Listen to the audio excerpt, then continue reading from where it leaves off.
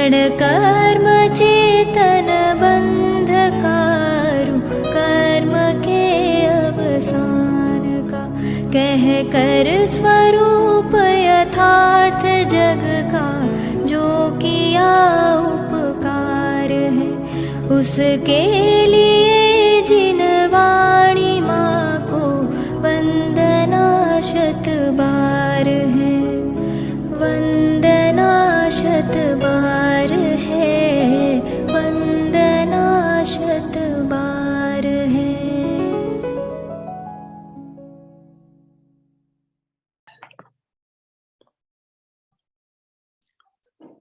इति गदित मनीचैस्तत्त्वमुच्चावचं यच्चिति तदपि किलाभूत् कल्पमग्नौ तस्य, अनुभवतु तदुच्चैश्चिच्चिदेवाद्य यस्मादपरमिय न किञ्चित् तत्त्वमेकं परं चेत्, तत्त्वमेकं परं चेत्।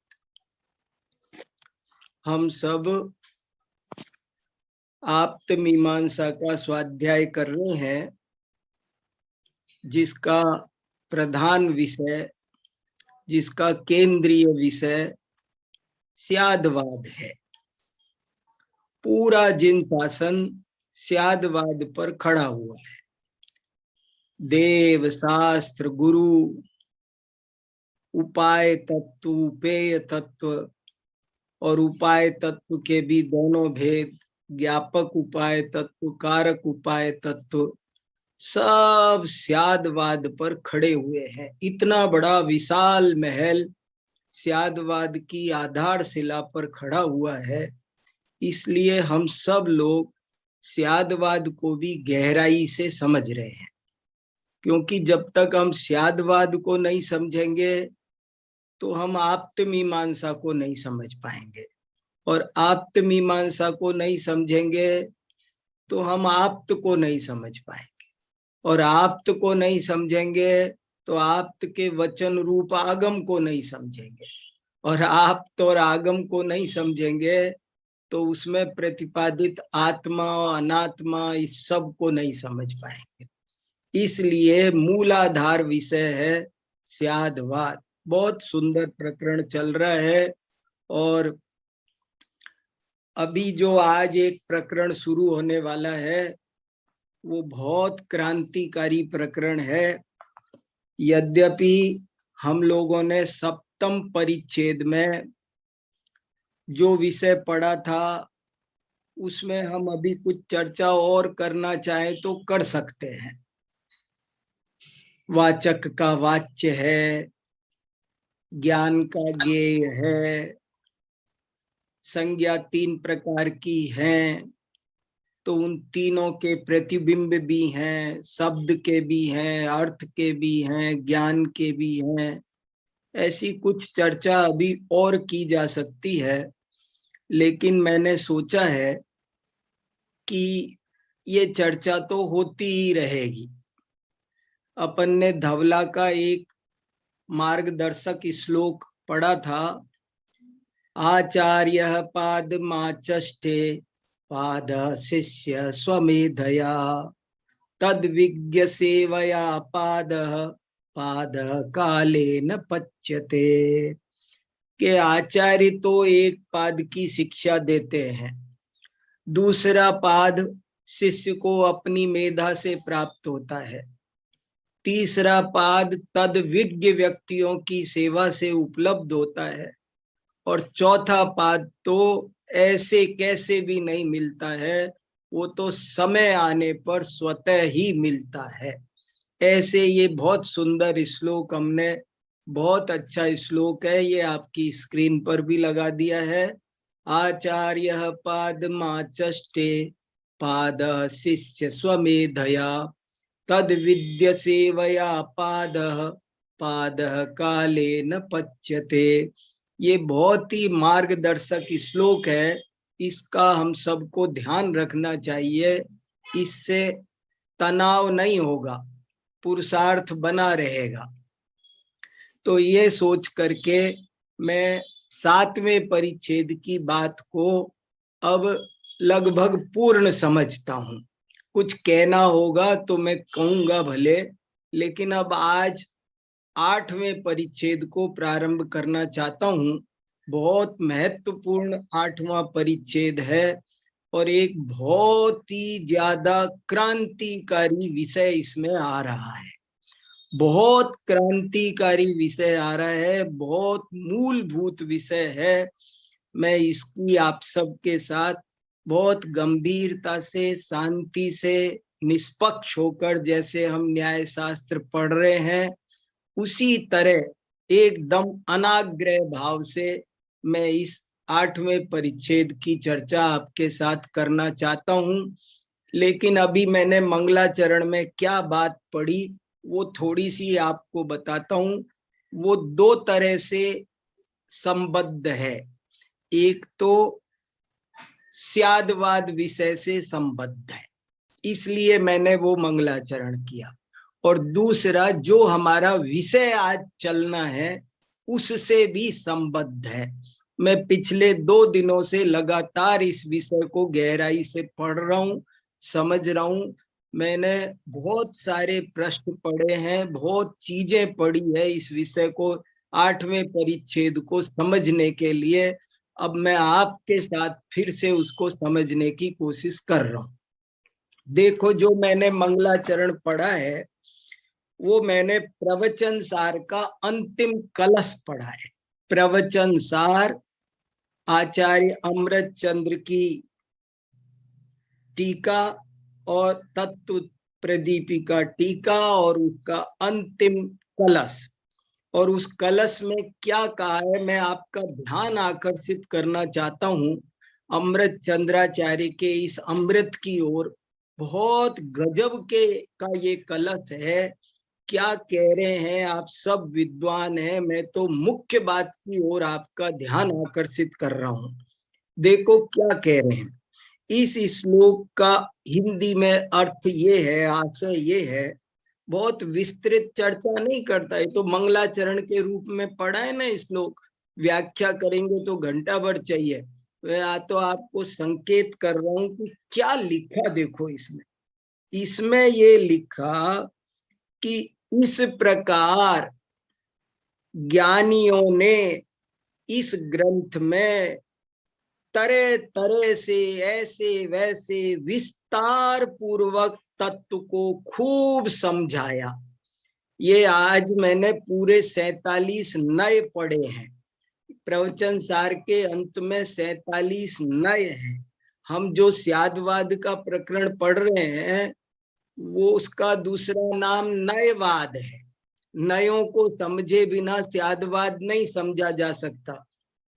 तो मैंने आज पूरे 47 नए पढ़े और नयों के अंत में ये कलश आए हैं, इसलिए इन कलशों पर आप मेरा बहुत ध्यान गया, आपका भी ध्यान दिलाना चाहा मैंने कि देखो इस प्रकार ज्ञानियों ने, कुंद कुंदादि महापुरुषों ने, अमृत चंद्रादि आचार्यों ने तत्व को तरह तरह से बहुत विस्तार से समझाने का अथक प्रयास किया, किंतु ये सब ऐसा सिद्ध हुआ मानो अग्नि में सारा ईंधन खप गया हो।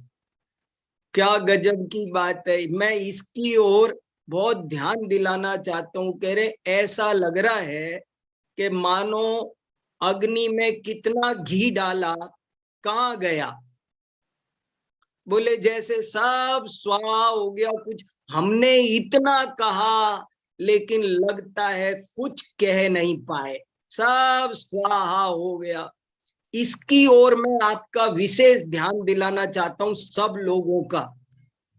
डॉक्टर साहब मानमल जी, उज्ज्वला जी दुबई से, महावीर जी भाई साहब, देखो क्या गजब की बात कह रहे हैं कि तरह तरह से इतने विस्तार से हमने तत्व को कहा, 47 नयों से कहा, पर हमको तो लग रहा है कि जैसे आग में घी डालो और सब भस्म हो जाता है, ऐसे हमारी सारी बातें भस्म हो गई, कुछ बचा ही नहीं, इसलिए हम कह ही नहीं पाए।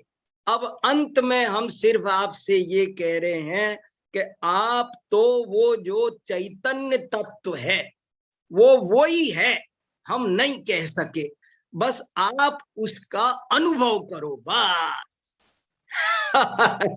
क्या कलश है रे, कमाल कर दिया, क्या क्या बात कही है। मैं बहुत इसमें डूबा हुआ हूं, ऐसे सरस कलश है। कितनी देर आप कहो तो आज 1 घंटा इसी पे सुहा हो, लेकिन इतना रस सरस है।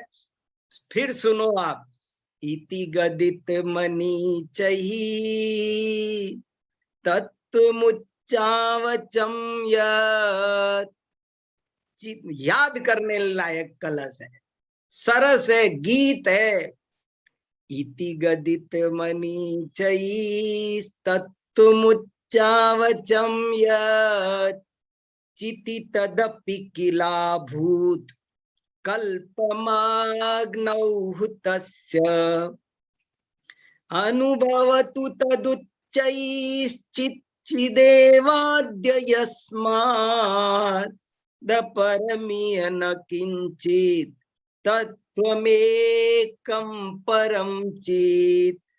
इस प्रकार ज्ञानियों ने तरह तरह से तत्व को कहने का भरपूर प्रयास किया, किंतु क्या बताएं, ये सब ऐसा ही सिद्ध हुआ मानो अग्नि में घी डाला गया हो, कुछ बचा ही नहीं, सब खत्म हो गया और बात कहने में आई ही नहीं। जैसा तत्व है वो कह रहे, वो अवक्तव्य अनंत धर्मात्मक वस्तु वो हमसे कहने में आई नहीं, आई नहीं, आई नहीं हमसे। इसलिए अब हम क्या करें, अब हम क्या करें। हम आपसे अंत में सिर्फ इतना कहना चाहते हैं कि वो जो चैतन्य तत्व है उससे उत्कृष्ट वस्तु इस विश्व में अन्य कुछ भी नहीं है। इसलिए आप सबसे हमारा यही निवेदन है कि आप उसका अनुभव करो, अनुभव करो, अनुभव करो, अनुभव करो। उसका अनुभव किया जा सकता है। क्या सरस कलश है। देखो, 1-2 बात 1-2 मिनट और लगाता हूं, खास बात है। एक बात पर भी आपको चर्चा करनी है इसमें कि क्या स्यादवाद है। मैं सिर्फ प्रश्न रख रहा हूं, उत्तर आपको बाद में देना है, चर्चा करना है, सोचना है। हम तरह तरह से स्यादवाद की उपादेयता सिद्ध कर रहे हैं, लेकिन आज मैं आपके पास एक प्रश्न छोड़ रहा हूं कि क्या स्यादवाद ही भी है। स्यादवाद तत्व को कहता है। अब मेरा प्रश्न है, क्या स्यादवाद तत्व को कहने में समर्थ है। अब तक हमने इतनी ताकत लगाई, इतने दिन से हम कह रहे हैं कि स्यादवाद तत्व को कहने में समर्थ है। आज मेरा प्रश्न है कि क्या स्यादवाद तत्व को कहने में समर्थ है। प्रश्न, उत्तर लिखना इसका जबरदस्त। प्रश्न है, क्या स्यादवाद उपादेय ही है, स्यादवाद है या नहीं है। ये एक गजब की बात है, चर्चा करेंगे। मैंने आपके सामने बहुत बड़ा, बहुत महत्वपूर्ण प्रश्न रखा है। मैं भी कुछ कहूंगा, पर मुझे लगता है मुझे कहने की जरूरत नहीं है, आप सब इतने दिन से पढ़ रहे हैं, इसमें से निकालेंगे। और इसके ऊपर वाले कलश में, ये तो अंतिम कलश है, इस अंतिम कलश से पहले और एक बहुत बढ़िया बात उनने कही है, वो भी आप देख लेना। हम दोनों कलश आज आपको ग्रुप पर भेज देंगे, बहुत सुंदर है, ग्रंथ भी आपके पास में होगा। पर ये दोनों कलश, अंतिम 2 कलश सब लोगों को घर देखने हैं। और उस सेकंड लास्ट कलश में ऐसा लिखा है कि अरे पाठको, ये भव्य जीवो, तुम ये ये प्रवचन सार की व्याख्या मैंने लिखी है, ऐसा समझकर मोह में मत नाचो, मैंने नहीं लिखी है।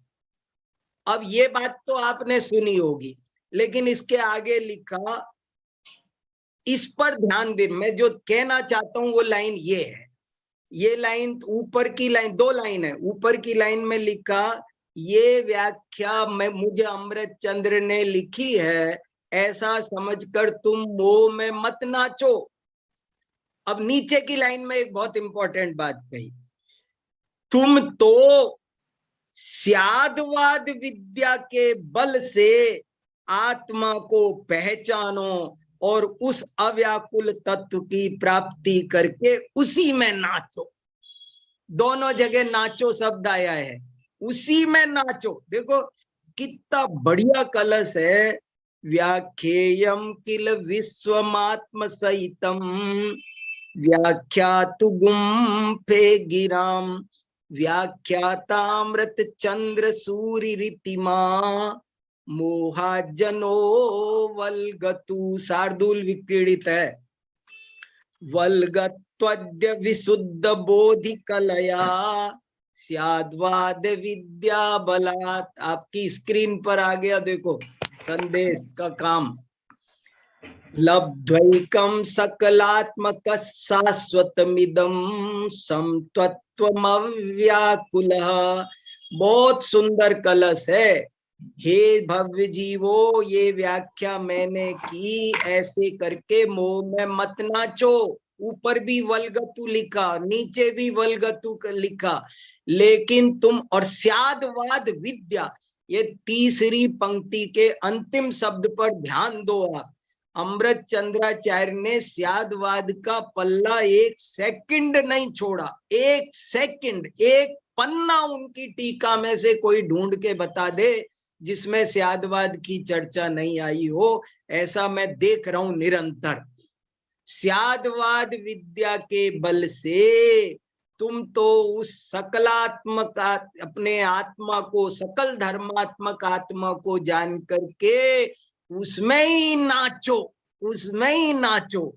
तो ये मैं कहना चाहता हूं कि स्यादवाद एक अपेक्षा से जितनी हम चर्चा कर रहे हैं वो वस्तु स्वरूप को कहता भी है, लेकिन कह भी नहीं पाता है। स्यादवाद नयवाद है और अनुभूति के काल में उसका भी त्याग हो जाता है, वो भी छूट जाता है, वो भी बचता नहीं है। उभय नए सब खत्म, नए उदयति न नया श्री। इसलिए इस स्यादवाद का अद्भुत स्वरूप है।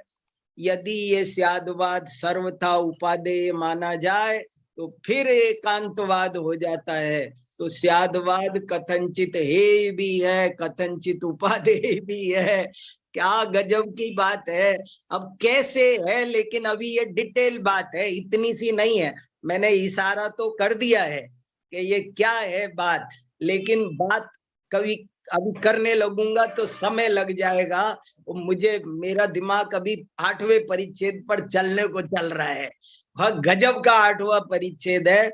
मैं अब आपके सामने चर्चा करते रहेंगे। हम स्यादवाद की सरस 8वें परिच्छेद की पहली कारिका पहले आपके सामने रखता हूं। देखो,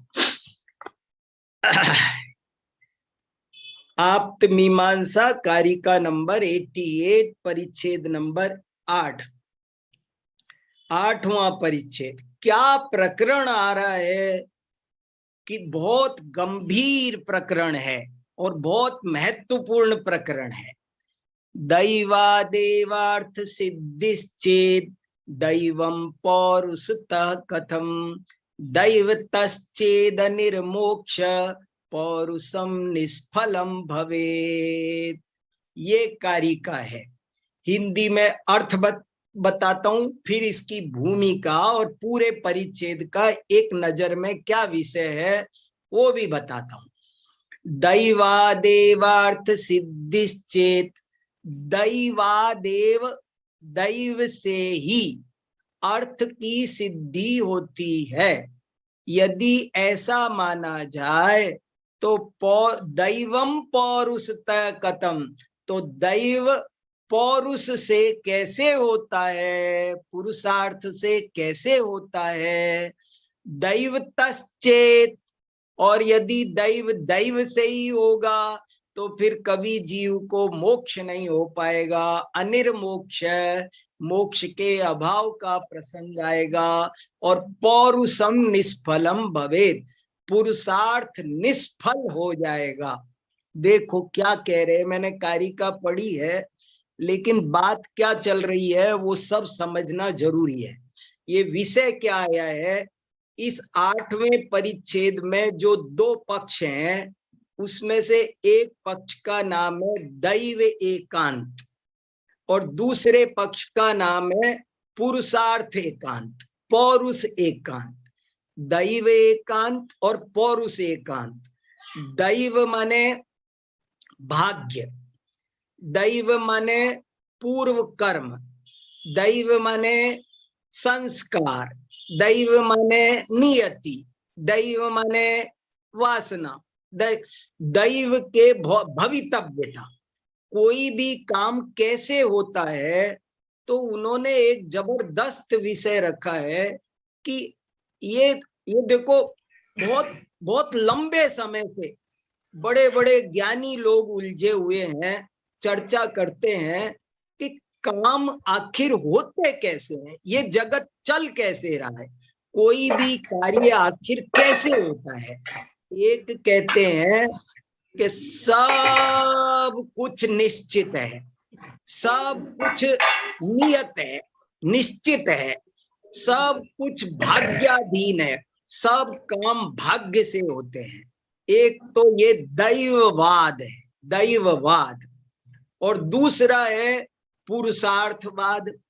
पुरुषार्थवादी कहते हैं कि सब काम पुरुषार्थ से होते हैं। दैववादी कहता है कि सब काम दैव से होते हैं। दैव शब्द का भी क्या अर्थ है, इस पर भी आप सोचना। दैव को दैव क्यों कहते हैं, इसमें ये जो परिच्छेद है ये आपके सामने बहुत सारे विषयों को लेकर के आ रहा है। मुझे बस इतना कहना है कि आप एकदम अपनी स्लेट खाली रखकर पढ़ना, तब तो इसमें बहुत आनंद आएगा। बहुत सारी चर्चा चलती है, अनादि काल से चलती है, और ये चर्चा जैन दर्शन में ही नहीं दूसरे दर्शनों में भी आई है।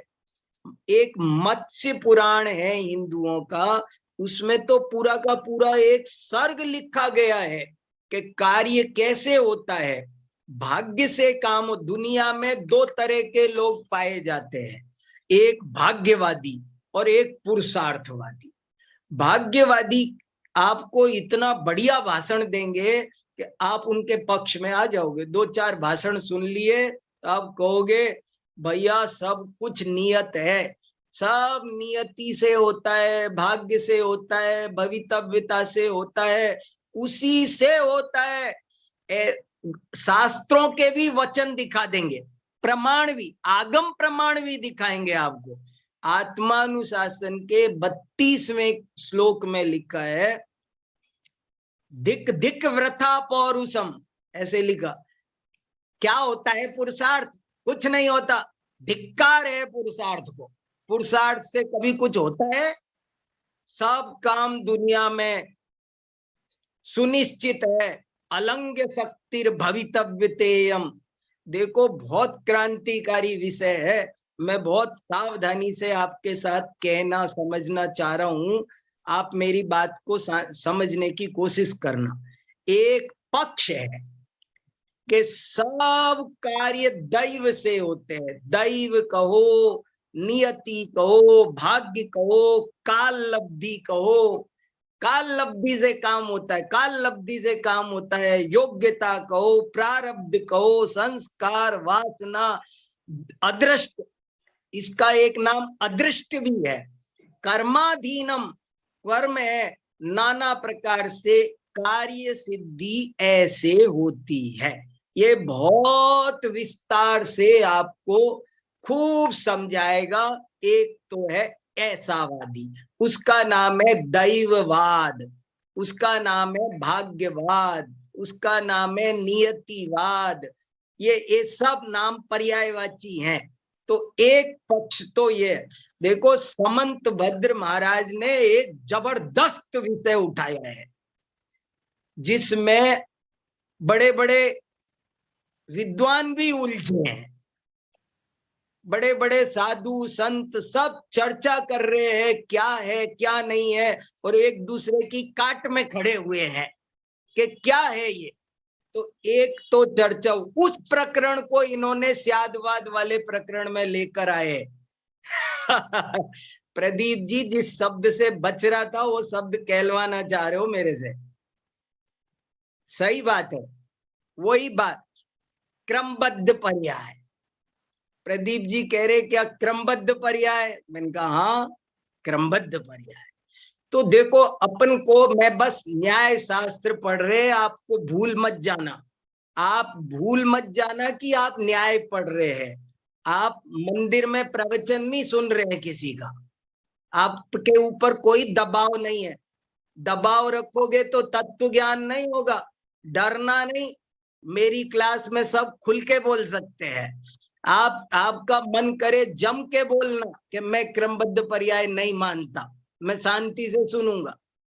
यहाँ हमें चर्चा करनी है और चीज को समझनी है। देखो, एक हुआ दैववाद, दूसरा है पुरुषार्थवाद। पुरुषार्थवादियों की कहानी सुनो ना तो वो छक्के छुड़ा देते हैं। वो कहते पुरुषार्थ से क्या नहीं होता, वो कहते पुरुषार्थ से ही सब कुछ होता है, भाग्य भी पुरुषार्थ से बनता है। पुरुषार्थवादी कहता है दैव क्या है, क्या है दैव, पिछले जन्म के पुरुषार्थ को ही तो दैव कहते हैं।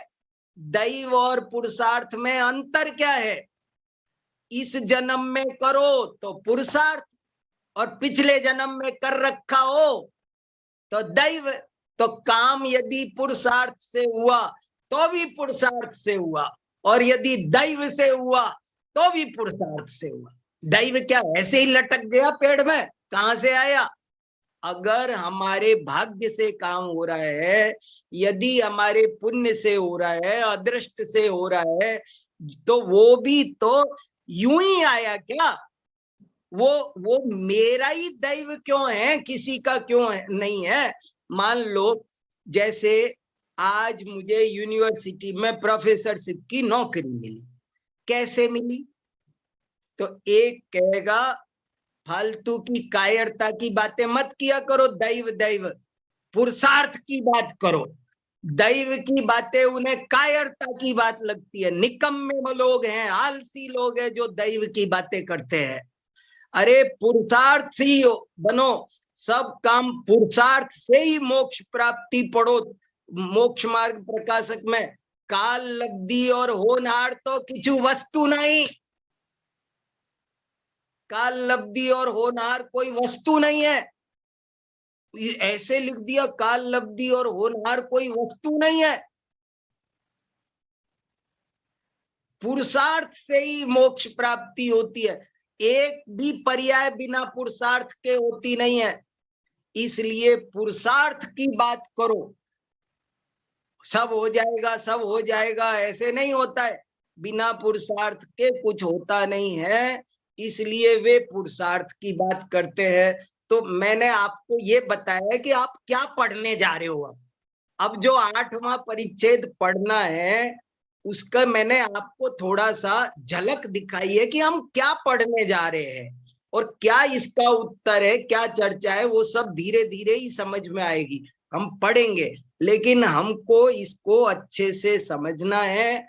और इस बात को मैं थोड़ा सा और आपसे कह दूं कि ये इस चर्चा को पंच समवाय से भी जोड़ते हैं।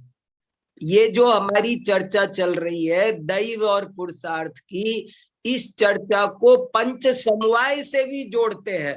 तो मैंने तो बहुत सारी चीजें अभी पढ़ी, मैंने जैनेन्द्र सिद्धांत कोश रखा है, उसमें सब पूरा काल लब्धि का प्रकरण, दैव का प्रकरण, और पूरा का पूरा 47 नयों में 6 नए हैं ऐसे ऐसे। काल नय, अकाल नय, दैव नय, पुरस्कार नय, नियति नय, अनित नय। 6 तो 47 में से 6 नए हैं। ये भी कितना, ये दो ये नए प्रज्ञापन है मेरे पास, ये भी आज देखा कितनी चीजें। मैं अष्ट सहस्त्री और तत्व दीपिकार ये तो सब देखा ही, लेकिन मैं इस विषय को आपके साथ आज एकदम खाली स्लेट करके अनाग्रह भाव से समझने की कोशिश कर रहा हूं। और वही आपसे कह रहा हूं, आप लोग भी स्वयं की बुद्धि से समझना।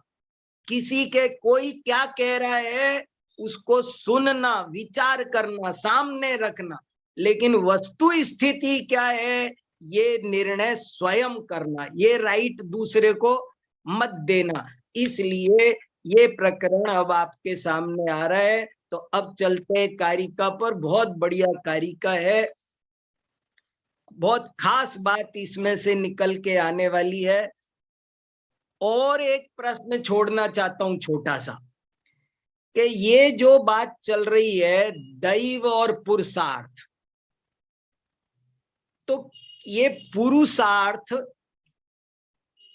क्या जीव में ही होता है कि 6 द्रव्यों में होता है? इस पर भी मैं, ये प्रश्न है आपके सामने, आप सोचना कि पुरुषार्थ और या पौरुष शब्द आ रहा है, इस पर भी कुछ थोड़ी सी बात करूंगा। पौरुष और पुरुषार्थ में कुछ अंतर है क्या? क्या यहाँ पौरुष कह रहे हैं, पुरुषार्थ क्या है? इस पर पौरुष और पुरुषार्थ में कुछ अंतर है क्या? क्यों यहाँ पौरुष शब्द का इस्तेमाल किया? और सभी कार्य पुरुषार्थ से होते हैं, तो ये क्या जीव के सब कार्य पुरुषार्थ से होते हैं या सभी द्रव्यों के कार्य पुरुषार्थ से होते हैं? क्या अन्य द्रव्यों में भी दैववाद, पुरुषार्थवाद की बातें लगेगी? उनके भी दैव होता है, यही तो सोचना है वर्धमान जी। बहुत खास बात है। अभी प्रश्न है अभी आपके सामने, दैव और पुरुषार्थ ये पुद्गल के भी होते हैं क्या? धर्म अधर्म आकाश काल के पास भी दैव और पुरुषार्थ होते हैं क्या, कि जीव के ही होते हैं? ये इतने सारे प्रश्न भी आपके सामने मैंने रखे हैं। हाँ, प्रज्ञा भले अर्थ क्रियाकारित्व है, लेकिन क्या बात है, सब लोग सोचो, हल्के होकर सोचो, शांति से सोचो, और इससे संबंधित विषय जहां जहां आया है उसे खूब पढ़ने की कोशिश करो। ये एक बहुत महत्वपूर्ण प्रकरण है, इसलिए मैं पढ़ रहा हूं। और इसमें एक बहुत अच्छी बात इसके हेडिंग में लिखी है, उसे भी स्पष्ट करना जरूरी है। उसे हेडिंग स्पष्ट करके फिर मैं बात को आगे कहूंगा। देखो, इसके हेडिंग में ये लिखा है, ये जो वाला ये दिखा रहे हैं उसमें नहीं लिखा, लेकिन ये तत्व मीमांसा अष्ट सहस्री इसमें सब में है। हाँ, इसमें है। हाँ, ये है, देखो बहुत इंपॉर्टेंट एक शब्द लिखा है, मैं उसकी ओर आपका ध्यान आकर्षित करना चाहता हूं। ये समझना बहुत जरूरी है। ये देखो, पैराग्राफ के बाद, अर्थ के तुरंत बाद, कारिका के नीचे देखो, पढ़ लेते हैं। कुछ लोग ऐसा मानते हैं कि दैव से ही सब अर्थों की प्राप्ति होती है। उनके मत का निराकरण करने के लिए आचार्य कहते हैं, ये 88वीं कारिका दैव एकांतवादियों की है। फिर इसका हिंदी अर्थ भी पढ़ते हैं। यदि दैव से ही अर्थ की सिद्धि होती है तो पुरुषार्थ से दैव की सिद्धि कैसे होगी? और दैव से ही दैव की सिद्धि मानने पर कभी भी मोक्ष नहीं होगा। तब मोक्ष प्राप्ति के लिए पुरुषार्थ करना निष्फल ही होगा।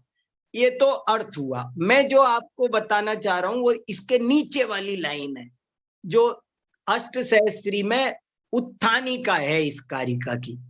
इस परिच्छेद में इस लाइन पर ध्यान देना, बस 1-1.5 लाइन है, बहुत खास लाइन है। इस परिच्छेद में कारक रूप उपाय तत्व की परीक्षा की गई है। ये क्या कह गए, गजब की बात कह गए। इस परिच्छेद में कारक रूप उपाय तत्व की परीक्षा की गई है। उपाय तत्व ज्ञापक और कारक के भेद से 2 प्रकार का है। बस इतनी सी लाइन पर मैं आपसे ध्यान आकर्षित करना चाह रहा हूं, इस पर ध्यान दो। देखो, तत्व मीमांसा की बात सब लोग करते रहते हैं, लेकिन जब भी तत्व मीमांसा का वर्णन करना होता है, समझाना होता है, उस पर बोलना होता है, तो उसका 25% भी नहीं बोलते हैं। मैं आपसे कहूं कि जैन तत्व मीमांसा समझाओ, तो आप 7 तत्व का वर्णन करके बात खत्म कर देते हैं, हो गई, समझा दी हमने जैन तत्व मीमांसा। अरे भाई साहब, जैन तत्व मीमांसा बहुत व्यापक है। तत्व 2 प्रकार का, पहले 2 भेद करो। जैन तत्व मीमांसा 2 प्रकार की है।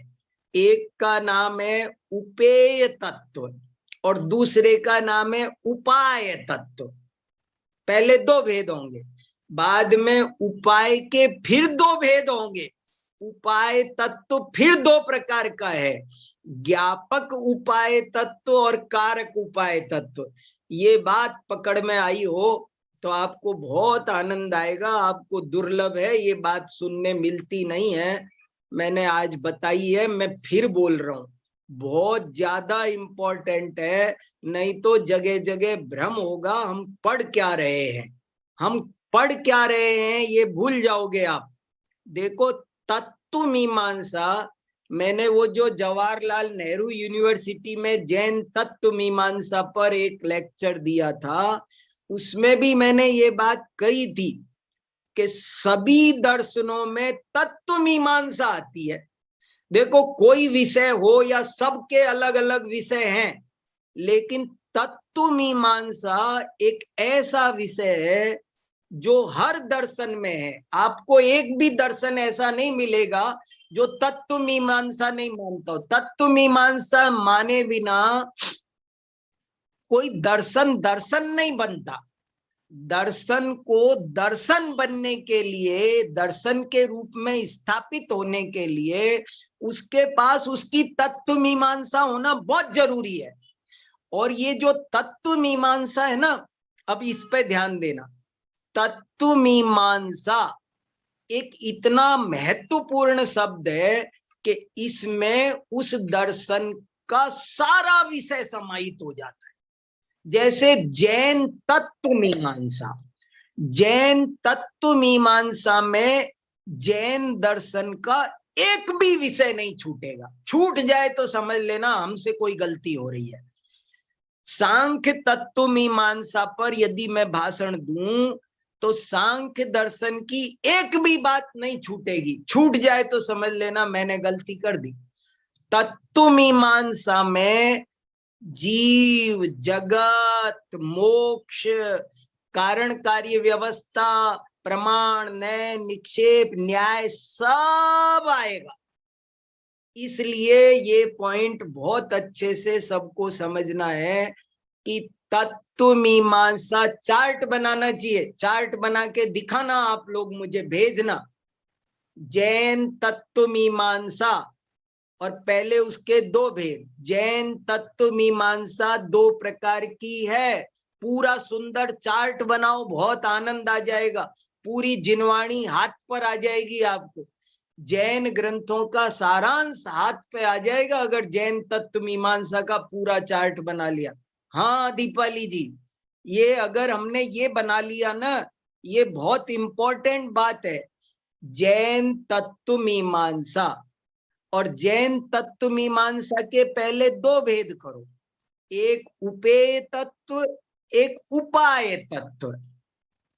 और फिर उपाय तत्व के फिर 2 भेद करो, एक कारक उपाय तत्व, एक ज्ञापक उपाय तत्व। देखो तत्व में उपेय तत्व क्या, उपेय तत्व तो ये वस्तु है, जीव, पुद्गल, धर्म, अधर्म, आकाश, काल, ये उपेय तत्व है। प्रमेय, प्रमेय, ये प्रमेय तत्व है।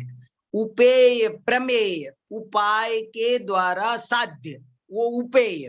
तो जीवादिक वस्तु, जीवादिक द्रव्य, ये पूरा जगत, ये उपेय है। और उपाय, अब उपाय दो, कौन सा उपाय चाहिए, कौन सा उपाय चाहिए, उसे करने वाला उपाय चाहिए या जानने वाला उपाय चाहिए।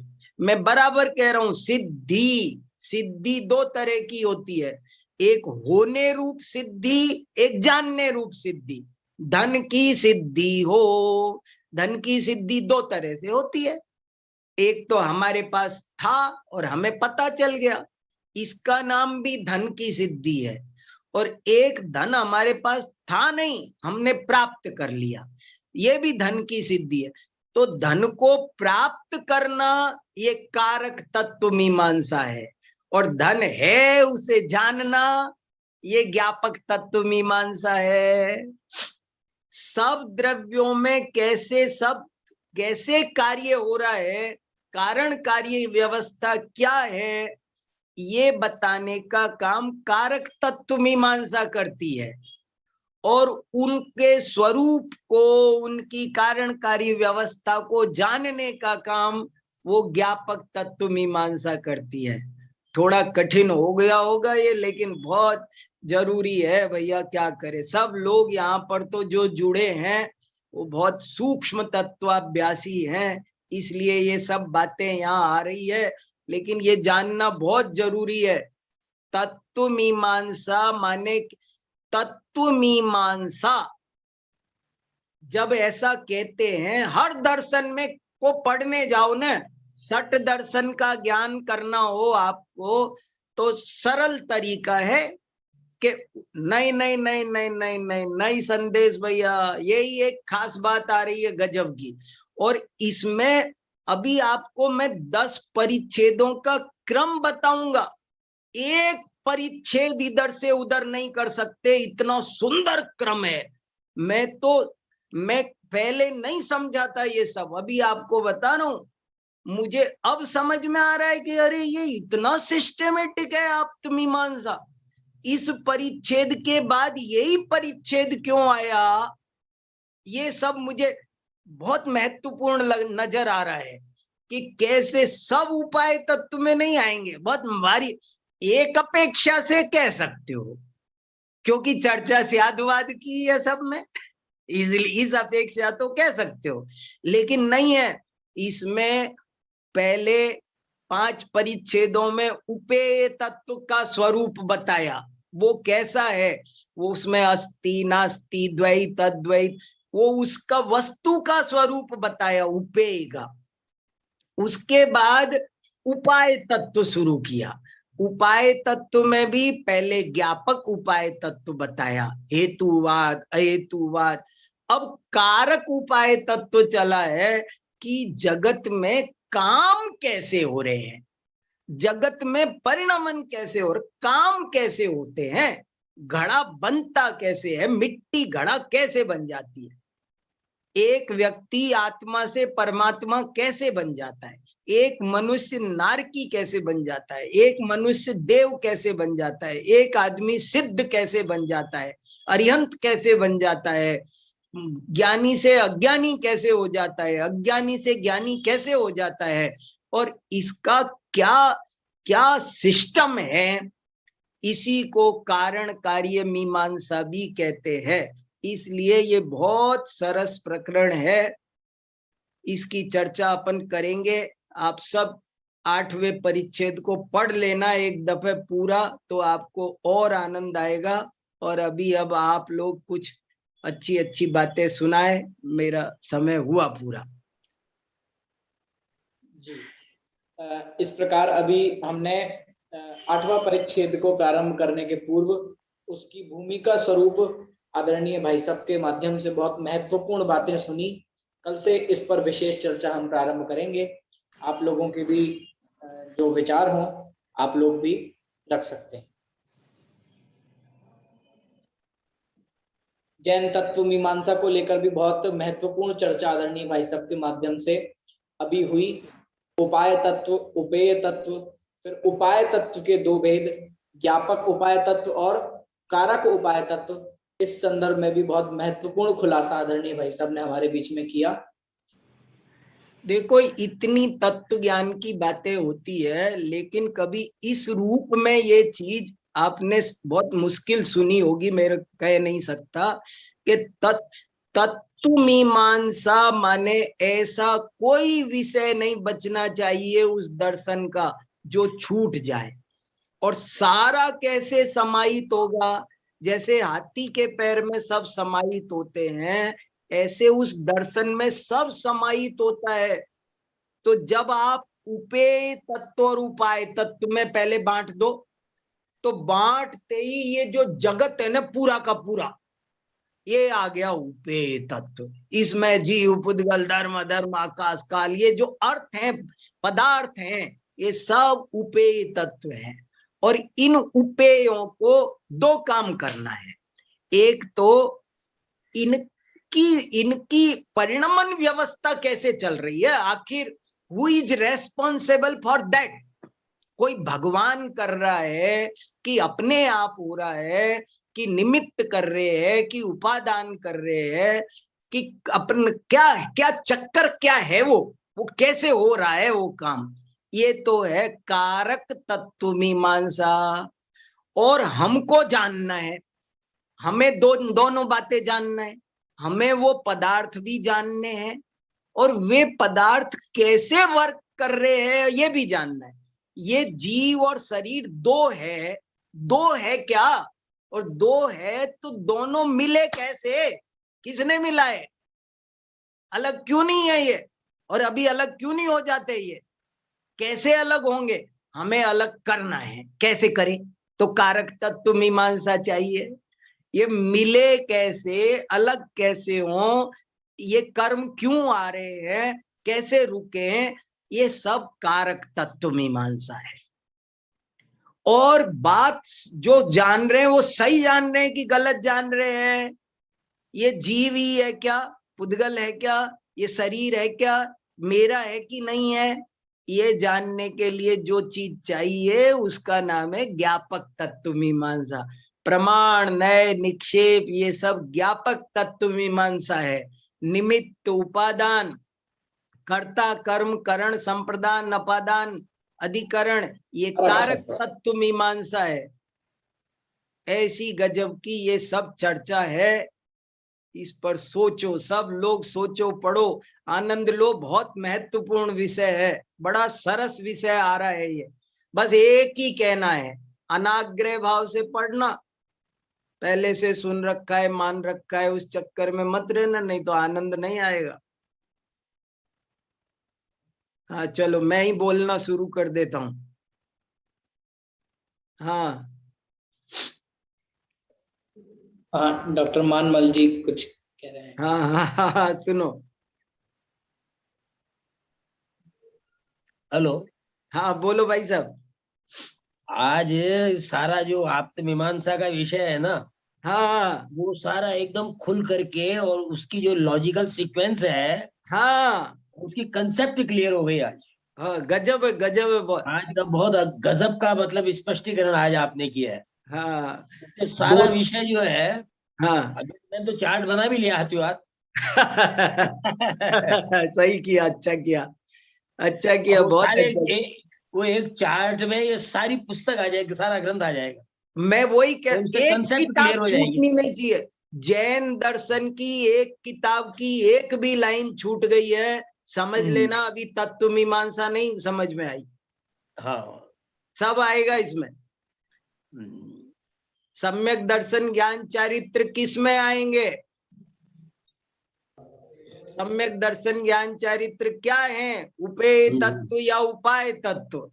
यदि उपाय उपाय तत्व तो उपेय कौन सा तत्व। उपाय तत्व? कारक हाँ। उपाय या ज्ञापक उपाय? व्यापक उपाय, चलो, वाह, हर चीज को घटाने। आएगा आनंद, आएगा आनंद आएगा। बहुत बहुत बढ़िया। बढ़िया रहा हाँ आज तो, सुधा, बहुत सुधा आज जी बहुत ये तो concept सही कहा clear हुई। आपने सुधा ने कि उपाय तत्व है। हाँ। मैंने पूछा यदि उपाय तत्व है तो फिर आगे का भी बताना पड़ेगा। उपाय तत्व दो तरह का है, कारक हाँ। ज्ञापक। बहुत बढ़िया, बहुत बढ़िया, बहुत बढ़िया। बहुत बढ़िया, बहुत सरस विषय है भैया। हाँ। चलो, महावीर जी जयपुर। मोक्ष की अपेक्षा कारक भी है दीपाली जी। जी। अरे देखो कैसी बारीक बात आ रही है। हाँ सर, वीर सागर जी, हमने जो हाँ, अब तक ज्ञान में आया है हाँ, वो तो ये आया है कि जो सांसारिक कार्य है वो तो सब देव पुरुष उससे होते हैं, भाग्य से, और जो समय संज्ञान या मोक्ष मार्ग है वो सब जो है पुरुषार्थ से होते हैं। हाँ। इसको क्या, इस ज्ञान को क्या पलटना पड़ेगा या क्या न्यूट्रल करना पड़ेगा? तो ये तो उभय एकांत हो गया। अभी अभी कल भी जुड़ना आप जरूर। अभी जो लोग सुन रहे हैं ना वो अधूरा मत छोड़ देना, अभी कल भी अपन चर्चा करेंगे, अभी बहुत सारी बातें हैं। हाँ अर्चना जी। आवाज नहीं आई, आप दोबारा से। हाँ, मैंने ये कहा कि जब हम ऐसा मानेंगे कि ये काम दैव से होता है और ये काम पुरुषार्थ से होता है, उभय एकांतवादियों की जब चर्चा आएगी तो वो उनकी मान्यता ऐसी ही है। वो ये कहते हैं कि जब हमको स्वर्ग नरक आदि की प्राप्ति होती है वो तो होती है दैव से, लेकिन कृषि आदि कार्य होते हैं वो पुरुषार्थ से। तो इसको उभय एकांत मान करेंगे, कल चर्चा अच्छा। करेंगे। भाई हाँ साहब, हाँ देवेंद्र, हाँ, बताओ बताओ बताओ अर्चना भाई जी। साहब जो अभी जो चर्चा आई ना अपनी लास्ट में हाँ कि उपाय तत्व दो प्रकार के, ज्ञापक और कारक, हाँ है ना। तो जो निक्षेप का मैंने प्रश्न पूछा था आपसे, तो इस हाँ तरह से इन दोनों में घटित कर सकते हैं, निक्षेप को हाँ हाँ, ज्ञापक में भी और कारक में भी। बराबर। और जैसे अभी निक्षेप, सम्यक दर्शन जी, निक्षेप कारक तत्व में भी आएगा क्या? मुझे भी सोचने दो। देखो कैसे है? मैं भी पढ़ रहा हूँ आप सबके साथ में। अच्छा। और जैसे अभी सम्यक दर्शन की बात आई ना, तो सम्यक दर्शन को भी हम दोनों में घटित कर सकते हैं कि यदि हाँ हमें सम्यक दर्शन के बारे में जानना है, एक हाँ, बात हो गई, और सम्यक दर्शन कैसे प्रकट करें ये दूसरी बात हो गई। नहीं, नहीं, उसको जानना है। चलो हाँ, और सुनते हैं, और सुनते हैं, करेंगे, चर्चा करते हैं और सुनते हैं। हाँ हाँ, संदेश भैया देखो। हाँ प्रज्ञा बोलो, बहुत बढ़िया। चाचा, हाँ सम्यक बताओ दर्शन प्रज्ञा। ज्ञान चारित्र से मोक्ष मार्ग होता है, वो तो द्विधाकरण की अपेक्षा कारक तत्व हो जाएगा, हाँ ठीक करना पड़ेगा। हाँ अभी मेरा आपसे एक पर्सनल क्वेश्चन है, हाँ, एक कि ये जो पांच समवाय की चर्चा है ये हमारे ग्रंथों में कहाँ आती है? सन्मति सूत्र में मूल गाता है, कालो सहावनीय पुव्वकयम पुरुष कारणे गंता सव्येसिम समवाहो। पर सन्मति सूत्र में मूल गाथा में ये चर्चा आई है। सन्मति सूत्र में तो आती है, हाँ और वही सन्मति सूत्र। उसके पहले उसके अलावा कहीं नहीं आती। सन्मति सूत्र 1900 साल पुराना है। हाँ, अब उससे पहले क्या बताया जाए या उसके अलावा, उसके अलावा। क्योंकि हमारे पास देखिए स्यादवाद की चर्चा तो सब जगह मिल जाएगी, हाँ पर ये कार्य कारण वाली चर्चा जो है वो और कहीं मिल नहीं रही। जैन सिद्धांत कोश में भी और कहीं नहीं मिल रही। हाँ सही कह रहे हो, सही। मैंने इस विषय का जैन दर्शन की कारण कार्य मीमांसा इस विषय पर एक 3 पेज का लेख लिखा है, छोटा सा। देखता हूँ मिल जाएगा तो, नहीं तो जैन न्याय प्रदीपिका में है। ठीक है, करते करते करते हैं। बहुत बहुत बढ़िया, बहुत बढ़िया। हाँ अर्चना जी फिर से कुछ कह रहे हैं। हाँ हाँ नहीं, वो हैंड रेज रह हाँ, गया ना, लोअर में। ठीक है ठीक है। स्यादवाद ज्ञापक उपाय तत्व है भाई साहब। हाँ बिल्कुल सही है। अच्छा और हाँ बोलो संदेश। हाँ, यदि इस अपेक्षा देखें तो हाँ। शुरू के 5 अधिकार भी हाँ, हाँ, नहीं फिर तो 10 के 10 कह दो इस अपेक्षा तो, क्योंकि 10 का मूल प्रतिपाद्य तो ले दे के स्यादवाद है ना। हाँ दीदी और बोलिए। वो भी सब आएगा इसमें, वाचक वाच्य ज्ञान गे शब्द तत्व मीमांसा भी आनी चाहिए इसमें कहीं न कहीं, जानने के भी हाँ ज्ञापक को भी फिर शायद 2 तरह से करना पड़ेगा, शब्दात्मक और ज्ञानात्मक। शब्दात्मक अर्थात आगम 2 तरह का है ना, शब्द श्रुत ज्ञान 2 तरह का है, शब्दात्मक और ज्ञानात्मक। ज्ञानात्मक उपचार है ना कारण में कार्य का। हाँ दीदी बोलिए। हाँ नहीं कुछ नहीं, यही कह रही थी कि कारिका का जो अर्थ है ना, आप कल एक बार फिर से अच्छे से बता देना। हाँ हाँ अभी जरूर समझ जरूर। नहीं आया। नहीं नहीं वो कार्य का ही आपको स्क्रीन पर उस पर ग्रुप पर भी भेज देंगे। जी और किसी का मेरे ख्याल से अच्छा कोई तो हाँ। ये जो कारिका में चल रहा है, ये हाँ। तो ये बात कर रहे हैं कि ये तो उत्तर है, प्रश्न हाँ। तो है ही नहीं इसमें, है ना। हाँ हाँ ये तो डायरेक्ट उत्तर है। तो वो कह रहे हैं कि दैव और पुरुषार्थ दोनों से कार्य होगा, यही उसका सार है, राइट। नहीं है ये सार। नहीं है। ये इसका सार तो ये है कि ये तो पूर्व पक्ष है कि यदि दैव से कार्य होता हो तो दैव कहाँ से आया। दैव एकांतवादी ये तो कह नहीं सकता कि पुरुषार्थ से आया, कह देगा तो फिर मारा जाएगा, अपने पैरों पे कुल्हाड़ी। दैव कहाँ से आया, देखो दैव और पुरुषार्थ की परिभाषा भी नोट कर लेना, जो अष्टसती में आई, हमारे आगमों में शास्त्रों में आई, वो परिभाषा बहुत जरूरी है। वो परिभाषा हमारे पास होगी ना तब दैव क्या, पूर्वम कर्म दैवम इह चेष्टितम पौरुषम, पिछले जन्म में जो संचित किया वो दैव है, और ये चेष्टितम इस जन्म में जो चेष्टा की जा रही है वो पुरुषार्थ है। इस पर बताओ प्रज्ञा, 6 द्रव्यों में है क्या दैव पुरुषार्थ? है भी और नहीं भी। हाँ अब बन गए पक्के स्यादवादी। अब बन गए स्यादवादी।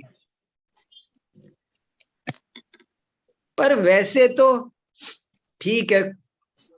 अब अगर हम पुरुष शब्द से देखेंगे तो पुरुष शब्द तो जीव के लिए यूज होगा, तो हाँ। पुरुषार्थ फिर सिर्फ जीव में हुआ।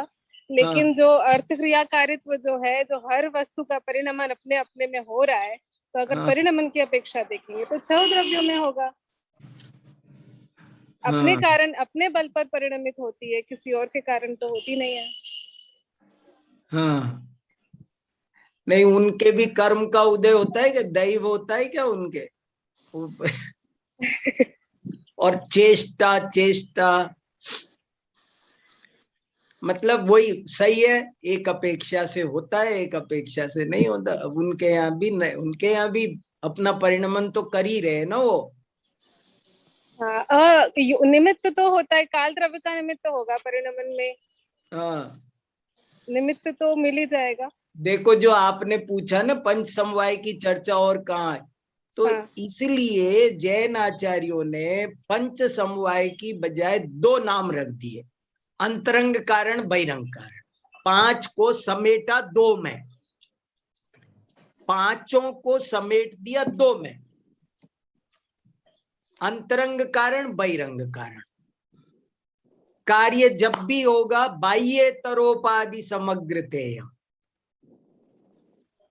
ठीक है करेंगे विचार। निमित्त उपादान के रूप में भी कह सकते हैं इन्हें। हाँ निमित्त उपादान, अंतरंग बहिरंग कहो, या अंतरंग माने उपादान, बहिरंग माने निमित्त। तो हमारे यहाँ पंच समवाय की फिलॉसफी निमित्त उपादान सिद्धांत के रूप में डेवलप हुई। अब इस वाक्य पे सोचना, ये वाक्य सही है क्या? मैं सोच रहा हूं सही है।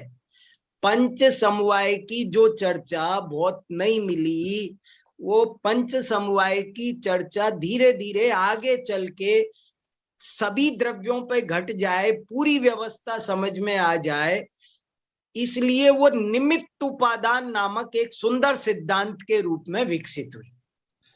बिल्कुल। फिर भी कोई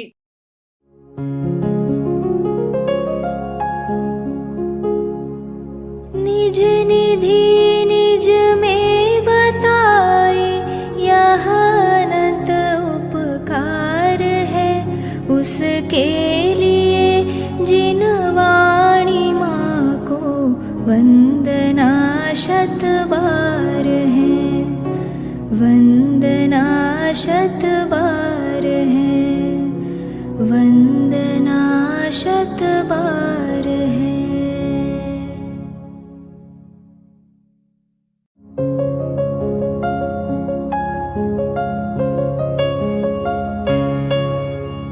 हे जिन वाणी भारती तो ही जपो दिन रैन, जो तेरी शरणा गहे सो पावे सुख चैन।